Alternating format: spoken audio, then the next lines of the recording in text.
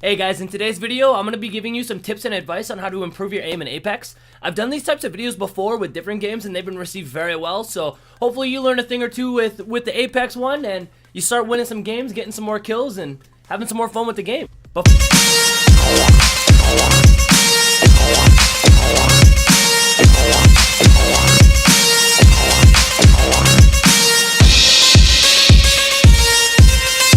Are bound to the back of my controller so I can jump and crouch while keeping my thumb on the stick.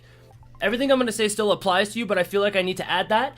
Also, I've been playing shooters my entire life, so a lot of these things have translated from game to game to game to game to game, so I've got a lot of practice and time in. So a lot of these things that I'm going to mention in here, you're not going to really get right off rip. You're going to have to put the time in, you're going to have to practice. Some people are naturally better at it than others and will learn way faster, but time is literally everything. So with that said, let's get into the tips.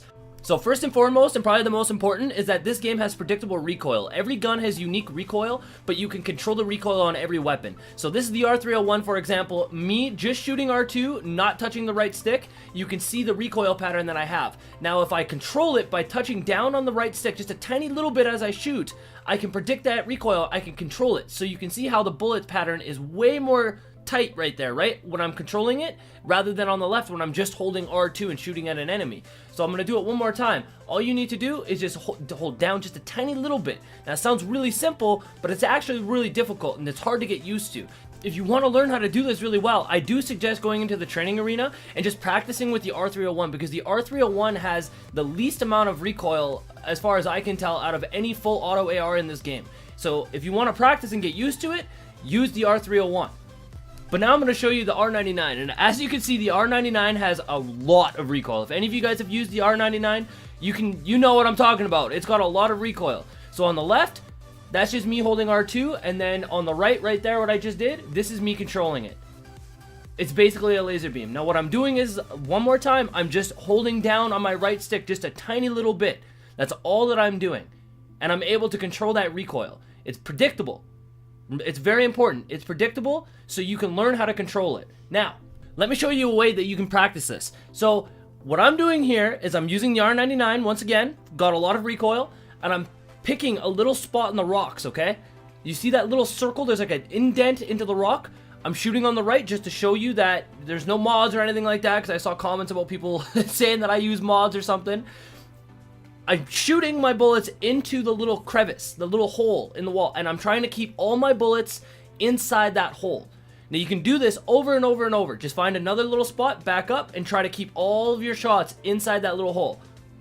Trust me, it sounds very simple, but this is actually really difficult to get used to, because when you hold down, when you're trying to correct your aim, you're trying to control the recoil, sometimes you're going to aim too much. You're going to go down too much and it's going to mess everything up. Or you're not going to do it enough, or you're going to start moving left to right. Everything is going to start messing up. So you can go into the training arena, just aim for these little crevices in the wall, these tiny little circles, and try to keep all of your bullets inside those holes. So one more time, I'm just going to shoot, no correction right there, just to show you guys that I'm not using mods or anything like that. Like I said, in a few other previous videos, there were some comments of people being like, yo, you're totally using a strike pack or a Cronus or something. I'm like, no, no, just holding down on the D-pad or on the right stick a little bit, bud. So that's a way that you can practice it, okay? That's the way you can practice it. Down a little bit on your right stick. Now I'm going to show you real quick. This is a chart of all the recoil patterns in the game.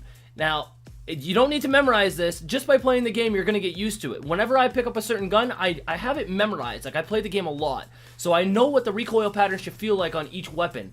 And I just accommodate for whatever weapon that I'm using. And soon, after you put in the time, when you practice a lot, you're going to get used to it as well. And you'll be able to do the exact same thing. So that's great and all. That's how you control the recoil patterns. But lots of weapons, you don't have to really worry about that. I'm talking about the wingman. I'm talking about the longbow. I'm talking about the Peacekeeper. Guns that have, you shoot once, you shoot again, right? You don't have to control the recoil on it. So for those weapons, there's a special little technique that I used to do when I'm sniping. I used to do this in Call of Duty. I would do this in Overwatch, whatever it is. It's centering. Centering is the single most important thing when you're using these types of weapons. Now, again, this is going to sound really weird. For those of you that have watched my previous guide videos about this aiming stuff, you'll understand it. If you're new, like I said, it's going to sound weird, but bear with me. When I'm aiming with these types of weapons, I'm not focusing on my crosshair and trying to bring my crosshair to the enemy. I'm trying to bring my enemy to my crosshair. I know it sounds weird and it sounds backwards, but bear with me. So when you're aiming with these types of weapons, you're bound to be less accurate. It's just a fact. We're all playing on console. No matter how good you are, you're aiming with a joystick. Even myself, you know, like I'm missing shots as well. It's just how it is. So the way that I do it is I focus on bringing my enemy to the center before I even aim in. So this clip, for example, right here, I scope in only when the enemy is centered. That's the only time that I do it. Now, again, it's subjective because sometimes, like in this clip, I'm sitting there trying to aim on the guy, right? Now, you can tell that I'm aiming with my crosshair. I'm not doing the centering thing. Now, watch after I kill this guy right here. This is the centering coming in right here. So I jump up, I see where he is, I just get him center. It's like I'm not aiming with the crosshair. I'm just getting the enemy center and then I'm shooting. It's hard to explain. I know it sounds kind of silly, but you can see right there, it's the same thing. I'm not aiming with my crosshair. I'm bringing the enemy center and then I'm shooting. So I'm gonna go into the training arena. I'll give you a good example.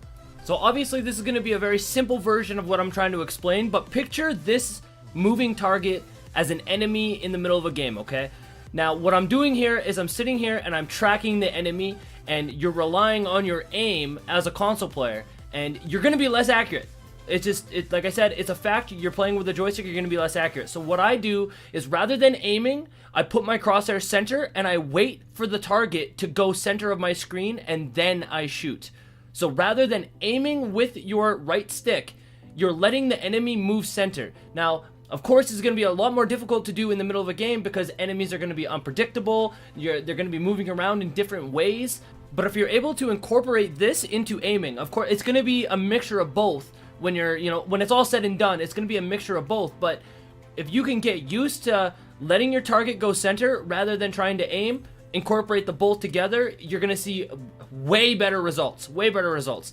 Same thing applies to the longbow. Same exact thing. Rather than aiming and tracking the enemy, I'm sitting there and I'm trying to wait for the enemy to go center and then I'm shooting. Exact same thing. Don't mind the weird little flicky thing that I do. I don't know why I do that in every game that I play when I'm sniping. This is something I do when I'm sniping, okay? I like doing that when I'm sniping. It just looks really flashier. I don't know. Maybe it's just like a subliminal thing in my head. For some reason, I flick it around like that. You don't need to do that. It's just kind of something I do for some reason. But point is, you want to wait for your target to go to your crosshair, okay? Now, once again, I need to say this. This is not going to work in every single situation. Everything is going to be different, but if you're able to get used to it, and if you can incorporate that technique into your normal aiming techniques and do like a good mixture of both, then you're going to be able to do way more. Way more. You're going to be much more accurate. You're going to get way more kills. Everything is going to be better. To wrap things up, I want to touch on sensitivity because sensitivity is very, very important. I get asked a lot on stream. I get asked all over the place in the comments. My sensitivity is 6.6, but my sensitivity is something that I'm comfortable with. It's something that I've played with. You know, I've always played on a really high sensitivity in every game that I've played, a lot higher than most. If you find yourself missing shots, you are not consistent, you are not doing as well as you think you should be, turn your sensitivity down. There's no shame in playing on a low sensitivity. I encourage it. As a matter of fact, I encourage playing on a lower sensitivity. The lower your sensitivity is, the more consistent you're going to be, right? And again, you gotta be comfortable with playing on a higher sensitivity. It's not for everybody, and if you want to start turning it up, I recommend turning it up in small increments. Just one notch at a time, slowly turning it up, and as you get used to it, then you can start playing, more and more and more. But that, again, that's only for some people. Some people are used to a high sensitivity. Everybody's different. Everybody's different. Just find something that is comfortable for you, but I encourage you to stay on a lower sensitivity and start working your way up, okay? So with all that said, it's really hard to give like a specific guide and just tell you, here's all the magic secrets. It all comes down to practice. You can take these tips that I gave you in this video, practice with it, learn, play the game, have fun. Have fun playing the game.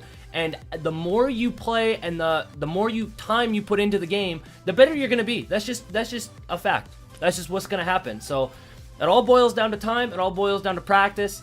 Everything is situational, especially in a battle royale. But if you incorporate the little techniques that I gave you in this video, you're going to find yourself being a much better player. You're going